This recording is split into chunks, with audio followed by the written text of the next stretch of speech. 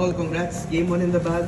Big second half for the boys. Siguro ano lang po yung naging usapan ninyo? And ano yung naging strategy para ma-neutralize yung veterans sa second half?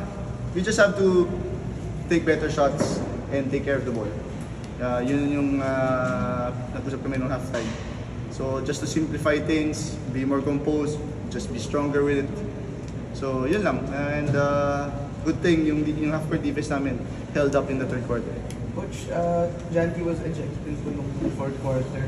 And ask ko lang po if there are plans to re-appeal din yung if meron man po.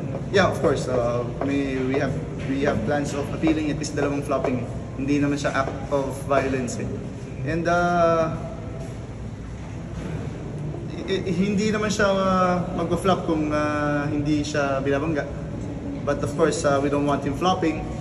But if banggain ka talaga buong game at walang pito, kailangan, di ba? Matuto kami mag-adjust. Matuto siya mag-adjust sa ganung physicality. Kung bababanggain siya buong game, hindi pabangga na lang siya buong game. Mas sanay siya sa laro dito sa Pilipinas.